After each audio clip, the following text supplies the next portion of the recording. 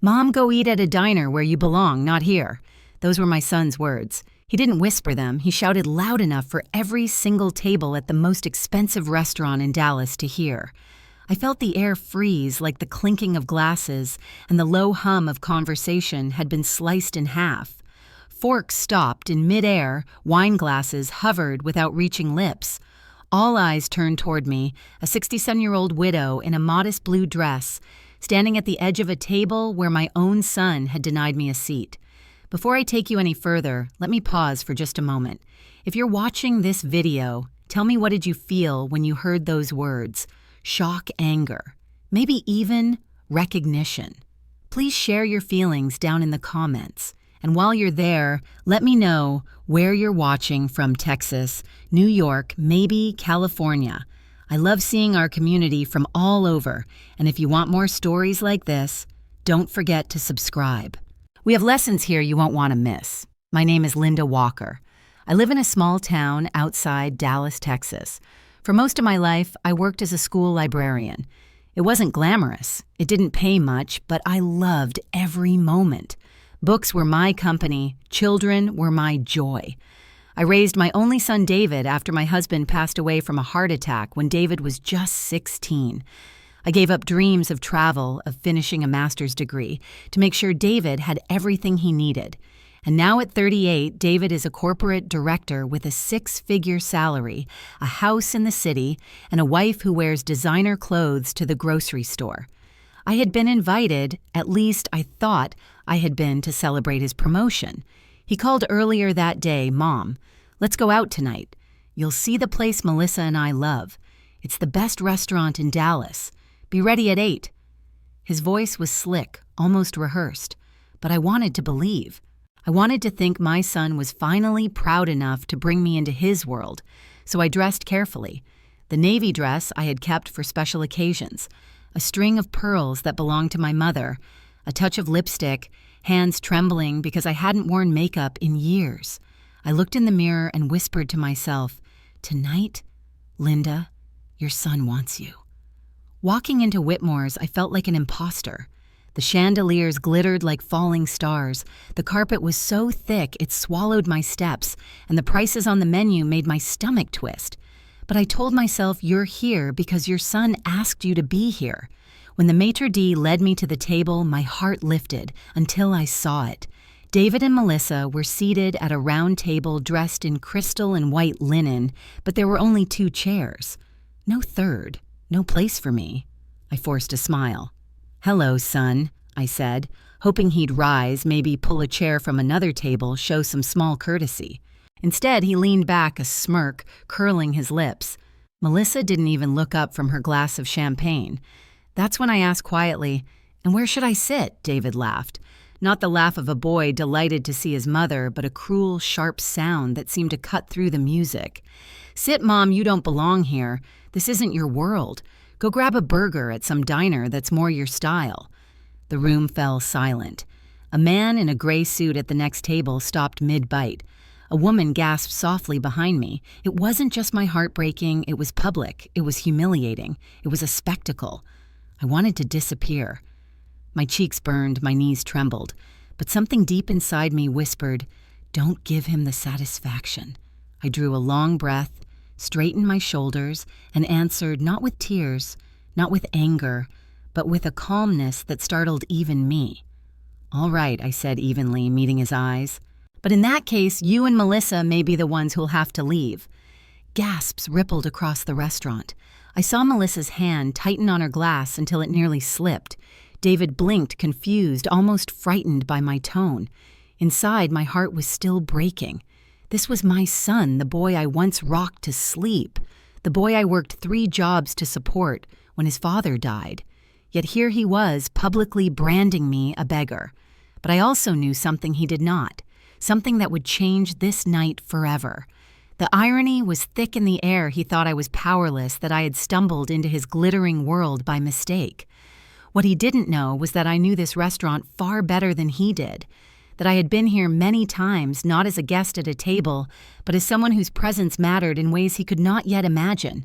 At that moment, as whispers filled the room, I felt the first stirring of a strange power. It was as if all the years of silence, all the times I let myself be excluded or brushed aside, had led me here to this night, this table, this public humiliation, and I realized I was no longer going to suffer quietly. This was only the beginning. I hadn't planned to fight with David that night. No, when I left my little house in Garland, Texas, all I carried with me was hope. I hoped this dinner would be a bridge, not a battlefield.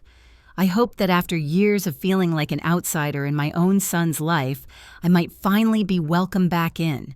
That's why I had prepared so carefully. I pulled out the old navy blue dress I had saved for special occasions. It wasn't expensive, but it carried memories of happier times, church gatherings, my husband's retirement party, the last family Thanksgiving we had together before he passed. Around my neck, I clasped a silver pendant, the one my late husband gave me on our 25th anniversary. His memory gave me courage, as if he were still whispering, "Linda, hold your head high." I looked at myself in the mirror before leaving. Wrinkles traced my face like a roadmap of sacrifices, but my eyes still held a spark. Tonight, I told my reflection, my son wants me there. Tonight, maybe things will be different. When David called earlier, his tone had been light, almost teasing. "Mom, we're going to Whitmore's. You'll see why Melissa and I love it. 8 o'clock sharp. Don't be late." His words sounded like an invitation. I wanted so badly to believe that my son, my only son, was proud enough to bring me into his shining world. Walking into Whitmore's was like stepping onto another planet. Crystal chandeliers glowed above white tablecloths. A pianist played softly in the corner. Waiters glided between tables in tuxedos. For a moment, I felt small, like a sparrow lost among peacocks. But I reminded myself, David asked me here. I belong, if only because he wanted me here. That illusion shattered the moment I reached his table. 2 chairs, 2 places set, no third. My son's eyes flicked over me with polite disinterest, as if I were a stranger who had wandered into the wrong room. I forced a smile. "Hello, son." David didn't stand. He didn't embrace me. He barely nodded. Melissa, his wife, raised her perfectly manicured hand, swirling the wine in her glass. Her diamond bracelet caught the light like a small dagger aimed at my heart. She didn't say hello. She didn't even glance up. I swallowed hard. And where should I sit? That's when David laughed, that cruel, merciless laugh that turned the elegant restaurant into a stage. "Sit, Mom. You don't sit here. This is our world. You don't belong in it," Melissa smirked. "David, don't be too hard on her. She can't help it. Some people are just ordinary." Her voice dripped with condescension. Ordinary. That word cut deeper than I expected. Ordinary was what I had fought against my whole life, working 2 jobs to pay for David's college, going without, so he could have more. Was that all I was to them now? An ordinary woman they were embarrassed by. I could feel the other diners watching. Their eyes weren't just curious. They were judging, measuring, whispering. "What's she doing here? Who invited her?" My face burned, but I stayed rooted in place. I wasn't ready to leave, not yet. "David," I tried again, my voice trembling. "I thought you wanted me here. You called me." He cut me off loud enough for half the restaurant to hear. "I called you so you could see the difference between us, Mom. Look around. This is how successful people live. You buy clothes at discount stores, you take the bus. Don't you see? We're not the same." Melissa leaned closer to him, her red lips curving into a cruel smile. "It's not her fault, David. She just doesn't understand the level we live at." The humiliation was sharp, almost physical. My chest tightened. My eyes burned, but I refused to let tears fall. I would not give them that satisfaction. Instead, I thought about the hours I had spent dressing that evening, how I had carefully pressed the old navy dress, polished my shoes, even dabbed a little perfume behind my ears, how I had fastened the silver pendant and whispered my late husband's name, praying he could see me. I had walked into Whitmore's believing tonight was about family, about being included. But standing there ridiculed in front of strangers, I realized the truth: my son hadn't invited me as family. He had paraded me here as proof of what he had outgrown. It felt like being disowned in public. And yet, even in that moment of deepest shame, something inside me stirred. A small, quiet voice said, Linda, this isn't the end of the story. They don't know who you really are. Not yet. Melissa laughed again, a sound like glass shattering. Linda, why don't you just enjoy a simple meal somewhere you fit in? You'd be more comfortable. Trust me. Her words were poison disguised as kindness. I clenched my hands together under the tablecloth nails, pressing into my palms until I felt the sting. That sting grounded me, reminded me that I wasn't powerless no matter how they wanted to make me feel. They believed I was a woman with nothing, a burden, a ghost of their past, but they were wrong, and soon, very soon, they would discover just how wrong they were. The laughter from Melissa still echoed in my ears, cruel and brittle. I stood there, hands clenched, forcing myself not to break. But David wasn't finished. He leaned back in his chair, crossing his arms like a man delivering a lecture to a child. Mom, you should have known better. This place. It's not for people like you. You live off a retirement check, for heaven's sake. You take the bus, you clip coupons, you wear secondhand clothes. That's not embarrassing for you, but it is for me. Do you really think I want people in my circle to see you sitting here at my table? Every word felt like another stone thrown at me. Melissa chimed in, her tone dripping with superiority. David's right. You can't compare yourself to my family. My father owns dealerships across the state. My mother went to finishing school in Europe. I grew up around elegance class, real sophistication. And then there's you. She waved her hand dismissively at me, her diamond ring flashing under the chandelier. It's not personal, Linda, but you just don't fit. I wanted to shout to tell her I had sacrificed everything for the son she now clung to, but I didn't. I stood silently, my jaw tight, my nails pressing crescents into my palms. My silence must have looked like weakness, but in reality it was gathering strength like a storm holding itself back until the thunder was ready. The other diners were no longer pretending not to watch. A woman in pearls whispered something to her husband. A young waiter froze near our table tray, trembling in his hands. I could feel the air thicken with curiosity. Everyone was waiting to see what I would do. And then, as if the universe decided to add another twist, a familiar voice called my name. Linda Walker. I turned, startled. Standing near the bar was a woman with silver hair, cut neatly to her shoulders, a cane in one hand, but eyes still sharp as glass. It was Eleanor Parker, a woman I hadn't seen in nearly 20 years. We had worked side by side in the school library, shelving books, helping students sharing lunches out of brown paper bags. She walked slowly toward me, her cane tapping the marble floor. "My goodness," she said softly. "I thought that was you. What on earth is happening here?" David's face darkened. "Mom, you know her," he muttered under his breath. Before I could answer, Eleanor had already reached us. She looked from David to Melissa, then back to me. Her eyes narrowed as she read the tension in the room.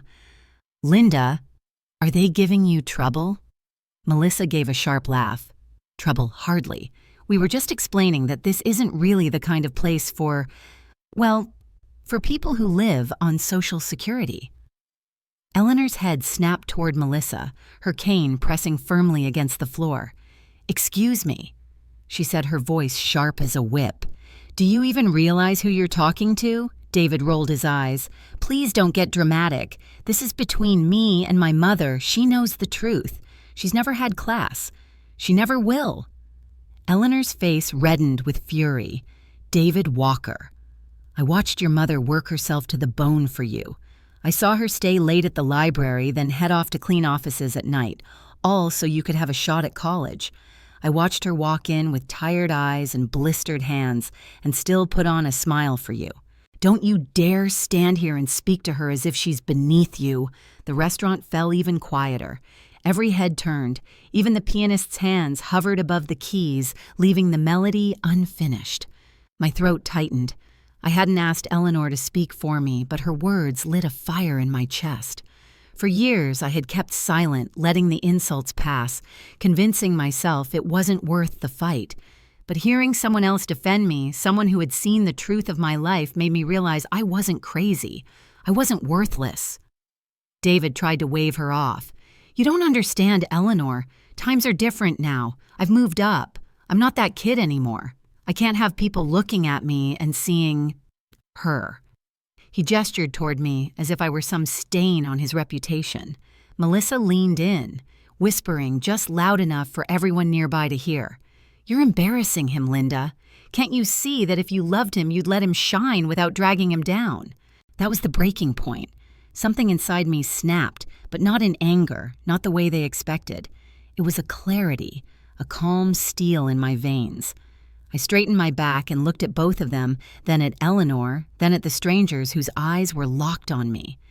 "Do you know what's embarrassing, Melissa?" I said, my voice steady, carrying across the room. "It's not riding the bus. It's not wearing an old dress. What's embarrassing is a man who forgets the hands that raised him, a man who is ashamed of his own mother." A murmur rippled through the restaurant. Some nodded. Others whispered. But for the first time that evening, I saw a flicker of uncertainty in David's eyes. I wasn't finished.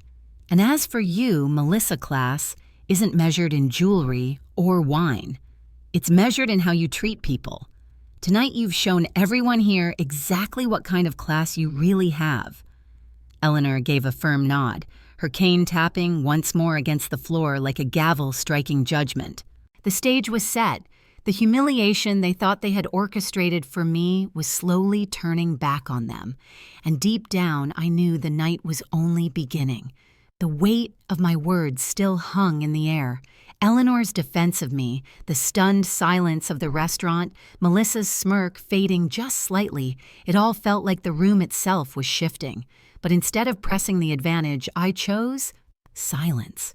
Sometimes silence is louder than shouting. I folded my hands on the tablecloth, my posture straight, my eyes calm. Inside, my heart hammered, but outwardly, I looked as though I had all the time in the world. David expected me to cry, to storm out, to make a scene. Melissa expected me to cower. But I did none of those things. I simply watched. That unnerved them more than any angry outburst could have of. The diners around us began to murmur. Their whispers rose and fell like the low tide. The tension wasn't just between us anymore, it had spread through the entire restaurant. And then in the middle of it, I noticed a familiar face, Tommy. He was a young waiter, no older than 25. I had seen him many times before, usually in the mornings when the restaurant was quiet, almost empty. Back then, I often slipped in alone, ordered a small coffee, sat by the window, and simply observed. Observed the service, the atmosphere, the rhythm of the place. Tommy had always greeted me politely, though probably he never guessed who I really was. Now his eyes locked on mine. Recognition flickered there, followed by confusion. He froze for a second, then continued toward our table with the tray in his hands. "Can I bring anything for you, ma'am?" he asked softly, his tone more respectful than usual. Before I could respond, Melissa cut in, her voice sharp. "No, she doesn't need anything. She can't even afford bottled water here." The words stabbed, but I didn't flinch. Not this time. Tommy hesitated. His knuckles tightened around the tray. His eyes darted from Melissa to me, then back again. He looked as if he wanted to say something, but knew better than to break the rules of service. Instead, he placed the glasses on the table and gave me a subtle nod as if to say, "I see you. I remember." The whispers around us grew louder. I could feel people leaning in, waiting. This wasn't just a private family spat anymore. It was turning into something else. A spectacle. A test. A stage. David shifted uncomfortably in his seat. "Mom, don't just sit there. Say something. You know I'm right. You don't belong in this world." I met his eyes and smiled faintly. "If I don't belong, David, then why do you look so nervous?" His jaw tightened. Melissa reached for his arm, trying to hold the upper hand. "Ignore her, David. She's just trying to make you feel guilty. That's what people without class do. They cling to guilt, because it's the only currency they have." A few diners gasped at her cruelty. A woman at the table behind us whispered loudly enough for me to hear, "Did she really just say that I stayed quiet?" letting Melissa's words hang in the air like smoke, letting the other patrons inhale their bitterness. Silence, patience, observation, these were my weapons tonight, and they were sharper than Melissa could imagine. Tommy stepped back but didn't leave. He lingered nearby as though waiting for permission to intervene. His eyes told me he knew more than he was letting on. Perhaps he had seen me slip envelopes to staff in the past, tipping far more than anyone expected from an ordinary widow. Perhaps he had noticed the way the manager greeted me on those quiet mornings, with more deference than casual friendliness. But David and Melissa noticed none of that. They were too busy performing their cruelty, too absorbed in their own arrogance. Melissa leaned in again, lowering her voice, but not enough to escape the diner's ears. David, really, this is pathetic. She's dressed in an old dress. She rides the bus. She lives in a tiny house. What kind of son parades that in front of his colleagues? She should be grateful you even let her step foot in here. The words struck me like ice water, but I didn't shiver. I let them roll over me, let them echo around the room where every witness could hear exactly how far her disdain reached.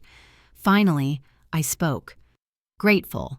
My voice was calm, steady, almost cold. Melissa, you don't even know the meaning of that word. Grateful is working 3 jobs to keep a roof over your child's head. Grateful is skipping meals so your son can eat. Grateful is wearing the same coat for 10 winters so he can have new shoes. And yet tonight, you dare tell me I should be grateful for humiliation. The murmurs swelled into open gasps. One man at the corner table shook his head in disbelief.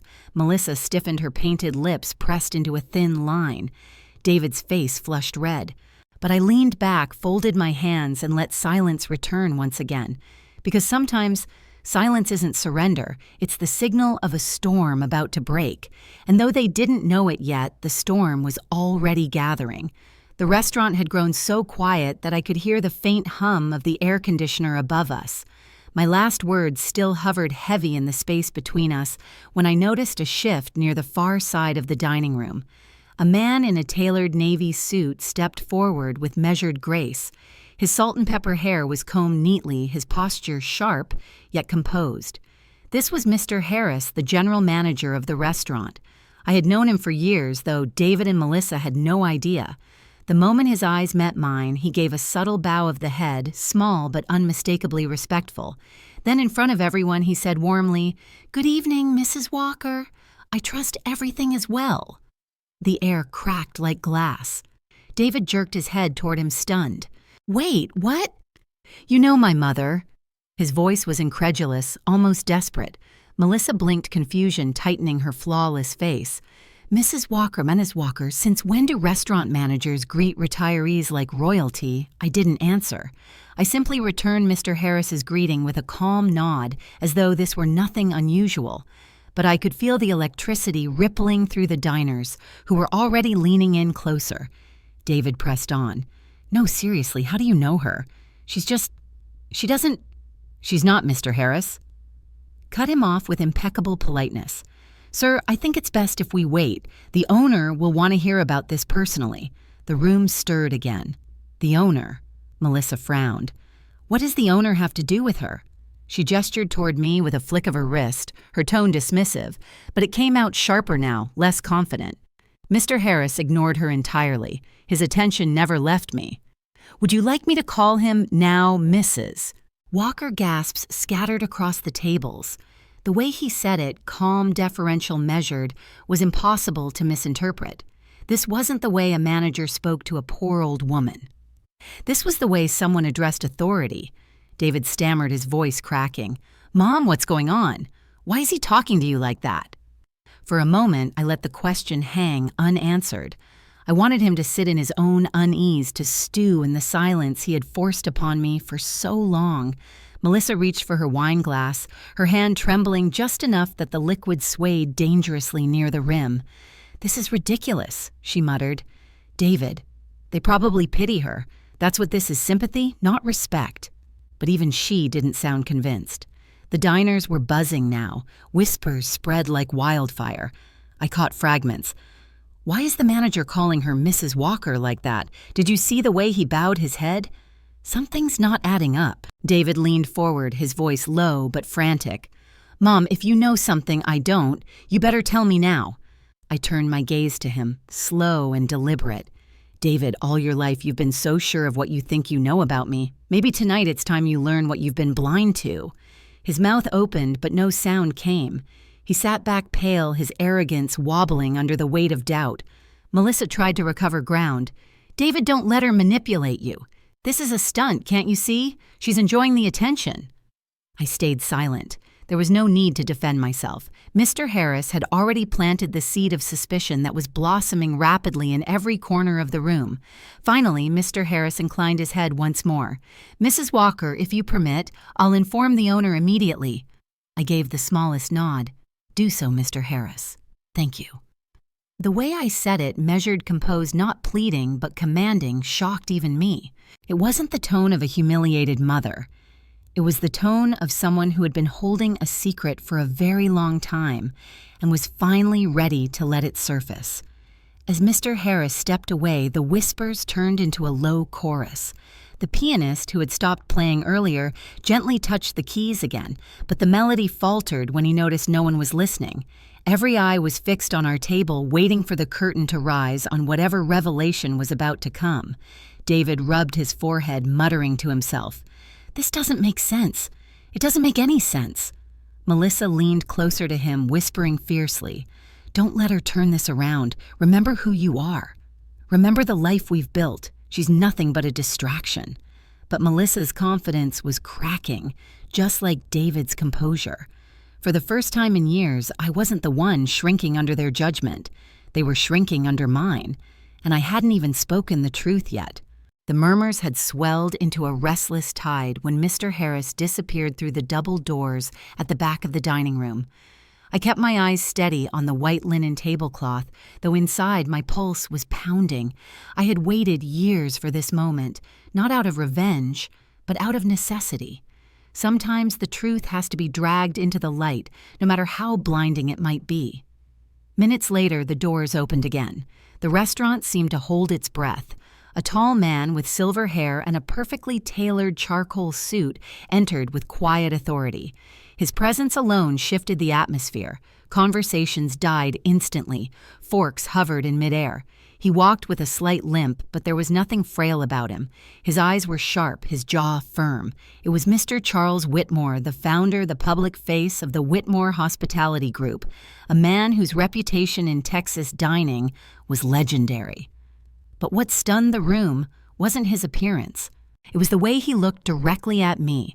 "Mrs. Walker," he said, his voice resonant, carrying across every corner of the restaurant. "My partner. I came as soon as I was told." The word partner rippled like thunder. David's mouth fell open. Melissa's wine glass slipped from her fingers, shattering against the tile floor, the sound slicing through the silence. "Your partner," David stammered, his voice barely audible. "Mom, what is he talking about?" I didn't rush to answer. Instead, I lifted my chin and let Charles take the next step. He turned to the stunned diners, then back to my son. "Yes, Mrs. Walker has been my business partner for over a decade. Together, we co-own 6 establishments across Texas, including this one. Without her investment and vision, none of this would exist." Gasps rippled again, louder now, mixing with the clatter of silverware and whispered disbelief. David's face drained of color. 6 restaurants, Mom. You? Melissa clutched his arm, her nails digging into his sleeve. Her voice trembled thin as glass. All this time, while we treated her like she couldn't finish. Slowly, I reached into my handbag. My fingers brushed over the worn leather of the folder I had carried for years, waiting for the day it might be needed. I pulled it out and set it gently on the table.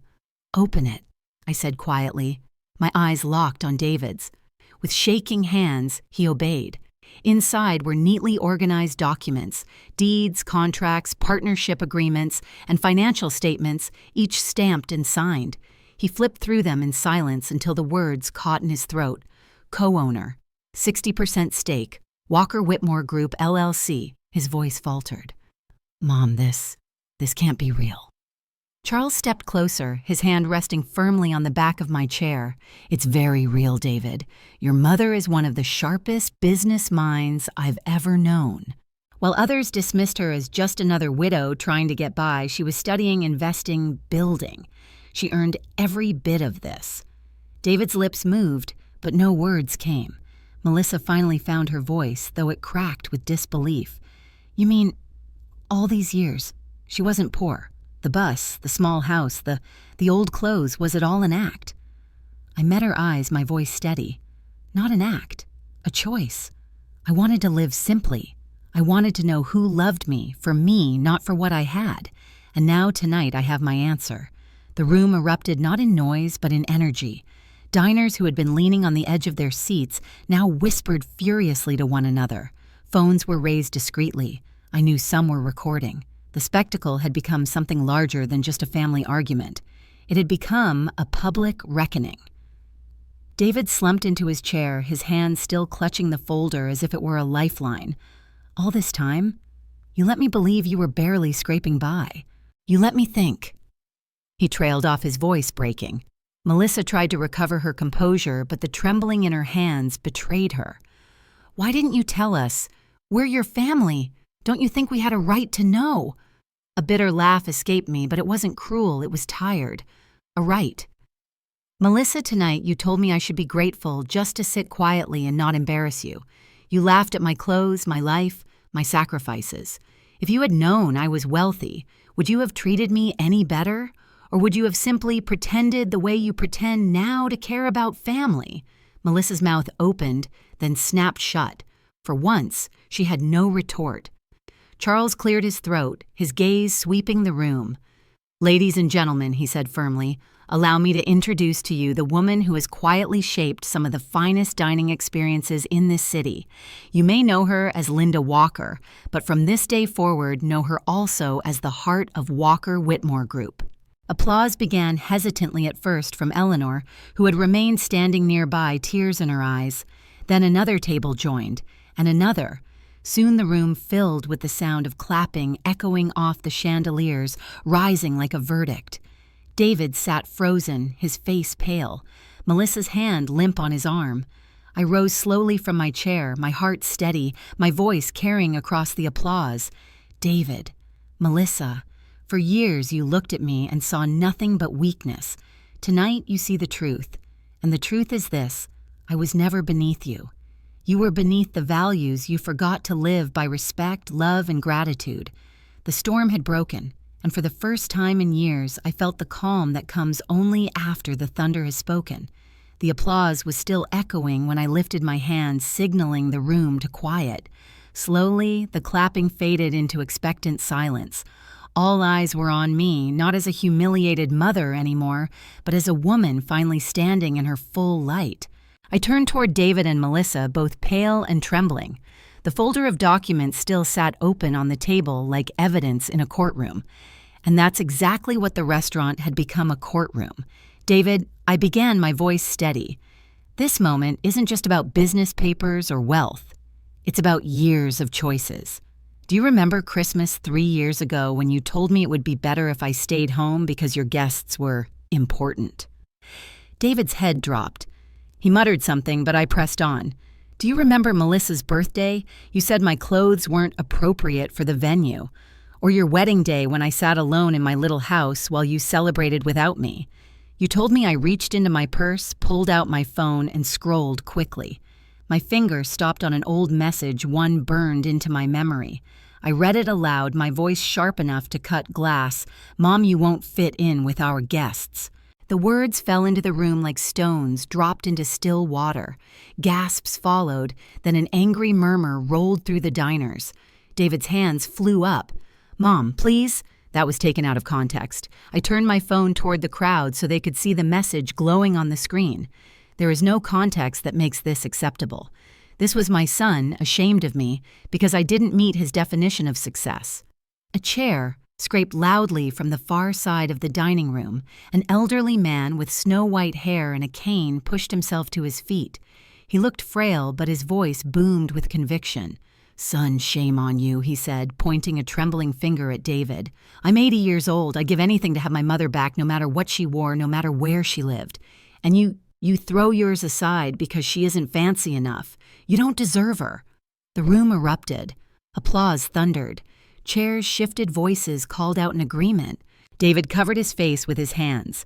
Melissa grabbed his arm, whispering frantically, but the judgment in the room was deafening. I stepped closer to them, my heels clicking against the polished floor. Do you hear them, David? Do you see respect and love don't come from money or suits or addresses? They come from gratitude. And you've forgotten that.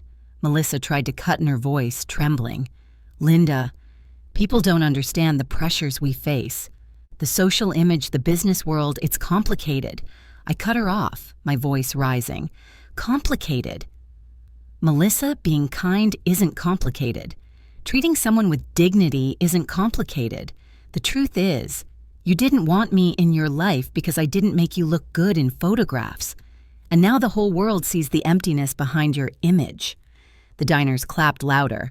Some whistled, others stood. It felt like a tide turning the whole room, rising in solidarity with me. I turned back to David, who looked shattered, small a boy again instead of the man he pretended to be, David. When you were 12 and burning with fever, I worked 3 jobs to pay your hospital bills. I barely slept, I barely ate, but I made sure you lived. I didn't ask if you fit in with anyone. I only cared that you were my son. And this is how you repay me. He shook his head, tears spilling now. Mom, I didn't realize But the crowd didn't let him finish. A chorus of voices shouted from the tables. Shame. She raised you better than this. You should be on your knees thanking her. I lifted my hand again and silence fell quickly. It wasn't just my son on trial anymore, it was the very values that people carried in their hearts. Ladies and gentlemen, I said, addressing the entire restaurant you've seen tonight, what happens when pride and greed blind a child to the gift of a mother's love? Wealth without gratitude is nothing. Status without respect is dust. The applause roared once more louder than before, filling the restaurant like thunder. Strangers looked at me with tears in their eyes, some clapping, some nodding solemnly.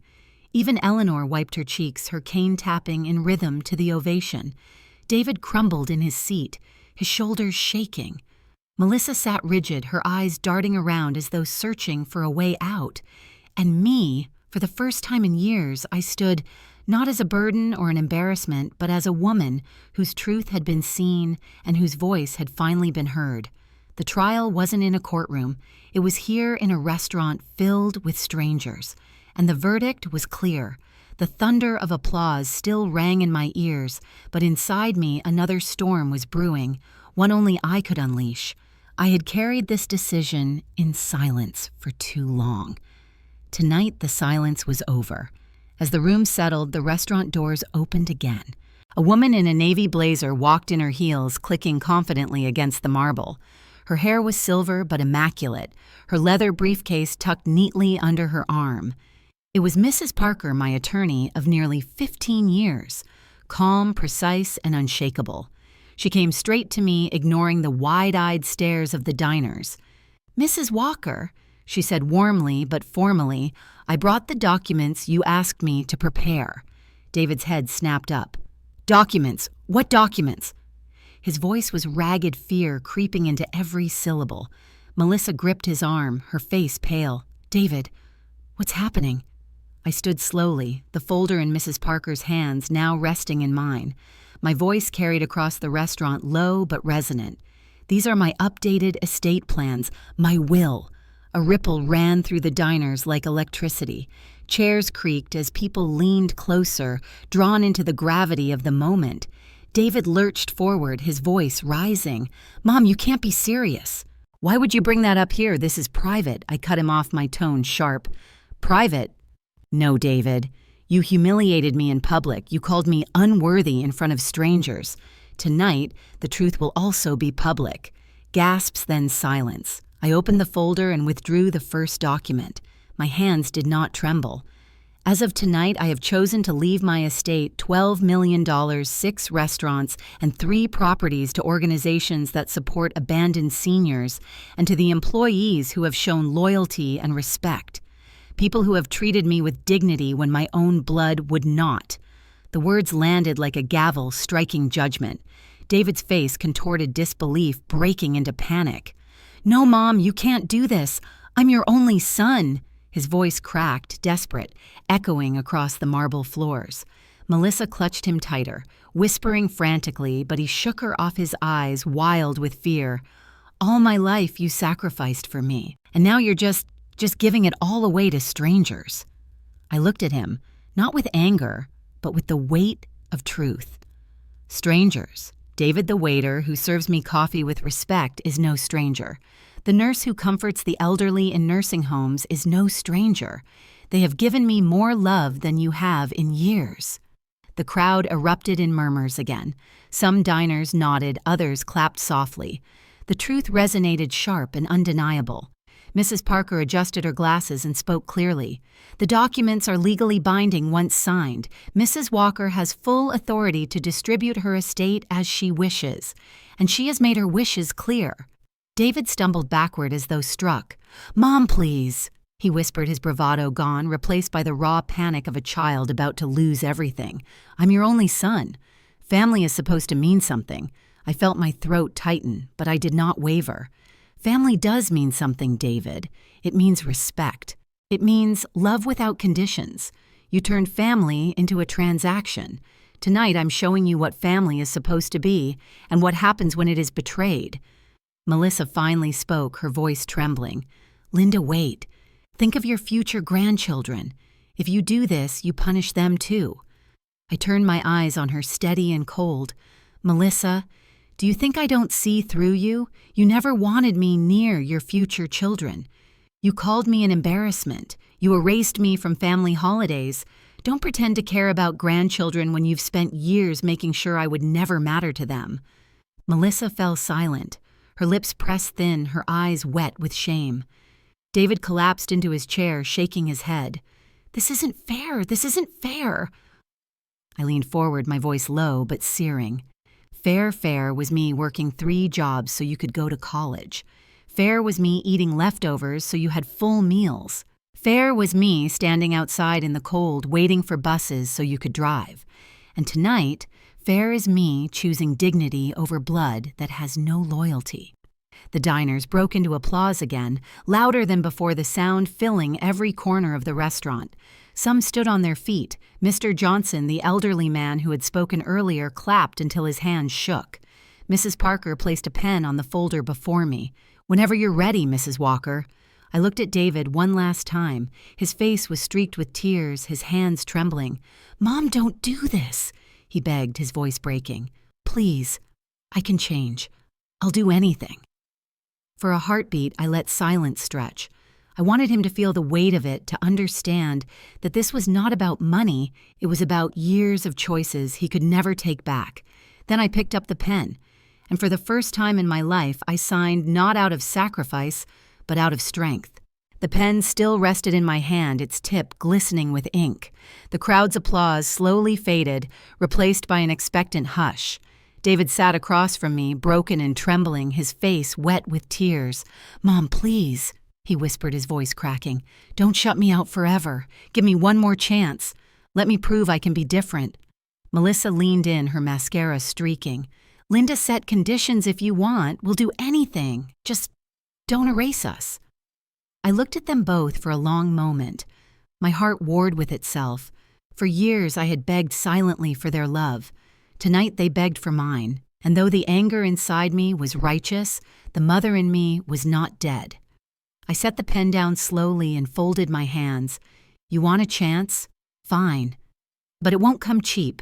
If you want any part of this family, of this inheritance of me, you will have to earn it." The restaurant grew so quiet I could hear the faint clinking of glass from the bar. "Here are my conditions," I said firmly, my voice carrying to every corner. I raised one finger. "First, every weekend, both of you will volunteer at a nursing home. You will feed, bathe, and sit with the elderly who have been forgotten by their families. You will look them in the eye and understand the pain of being abandoned." Melissa gasped softly. David nodded desperately.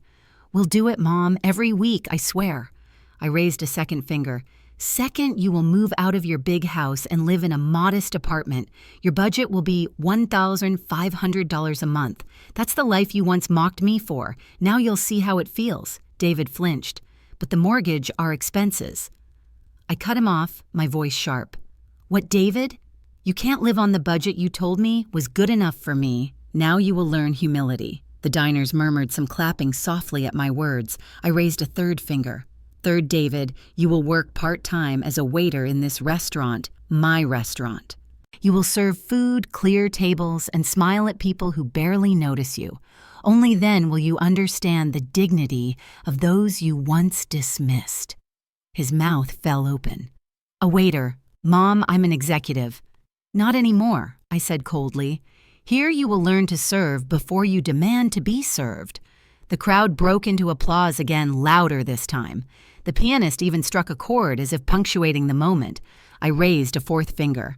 "Fourth, you will write 2 public letters of apology, one to the local newspaper apologizing for your cruelty toward the elderly, another to your company admitting how you disrespected your own mother. The world will know the truth, not just this restaurant." David went pale. "That will ruin my career." I leaned in, my eyes fierce. "Your career is already ruined, David, but maybe your character can still be saved." Gasps and nods rippled through the diners. Finally, I raised a 5th finger. "And the last condition, the most important of all. Every week you will come see me, not for money, not for appearances, for me, for conversation, for family. You will learn who I am, not what I own." Melissa's lips trembled. That doesn't sound so hard." I fixed her with a sharp gaze. "When was the last time you sat across from me and asked about my life?" "Melissa, my dreams, my fears. This isn't easy. It's real." She looked down, unable to answer. I let my words settle before adding the final strike.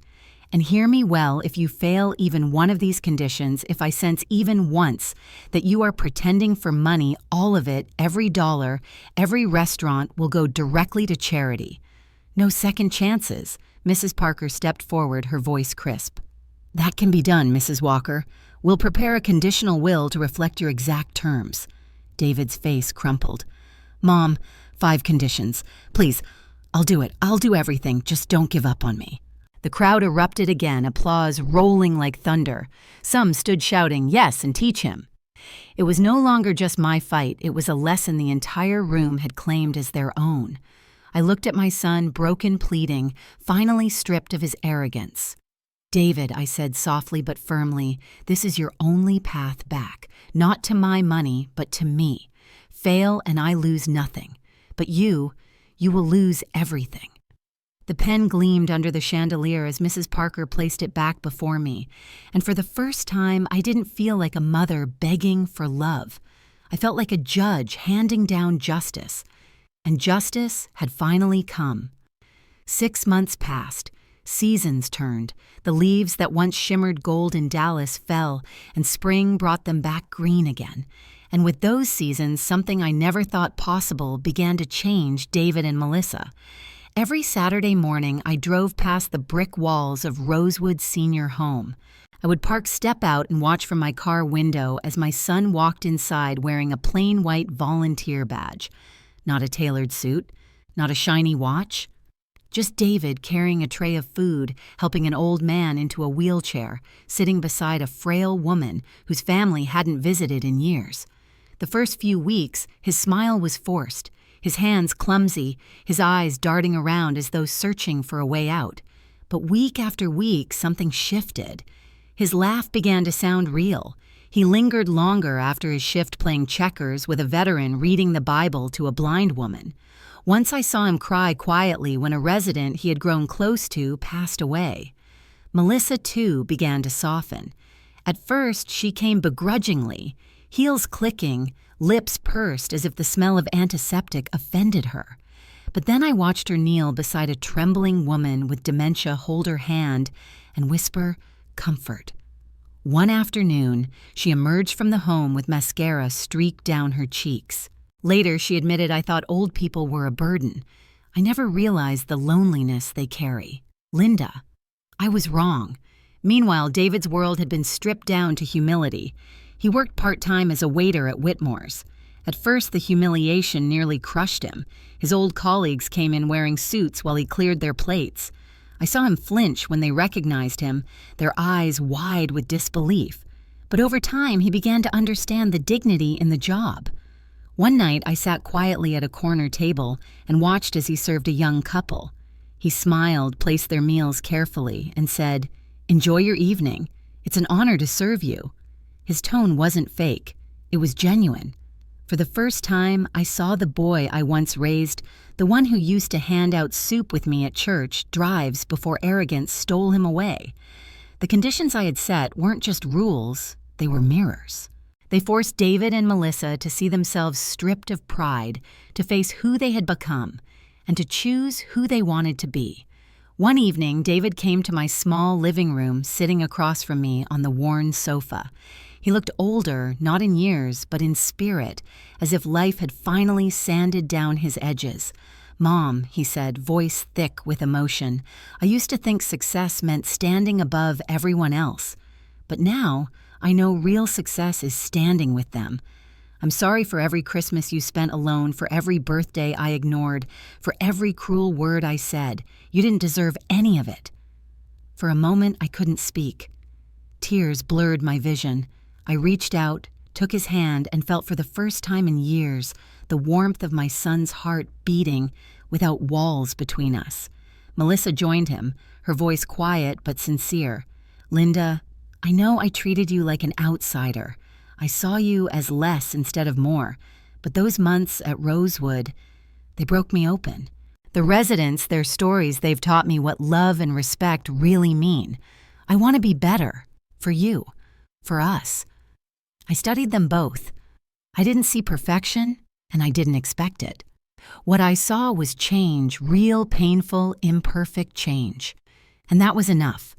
The crowd that had once watched our humiliation in Whitmore's wasn't there to witness this moment. There were no chandeliers, no applause, no whispers. Just me, my son and his wife sitting in the quiet of a modest living room, rediscovering what family meant. I smiled, my voice steady, carrying the truth I had waited a lifetime to speak. Real wealth isn't money. It isn't the restaurants or the houses or the bank accounts. Real wealth is respect. It's family. It's love that lasts. David's eyes filled again, and this time he didn't hide his tears. Melissa wept softly beside him, and for the first time I didn't feel like a forgotten mother, clawing for a place at their table. I felt like what I had always been, the center of a family that was learning at last what love really meant. The storm had passed, and in its place I found something stronger than victory, peace.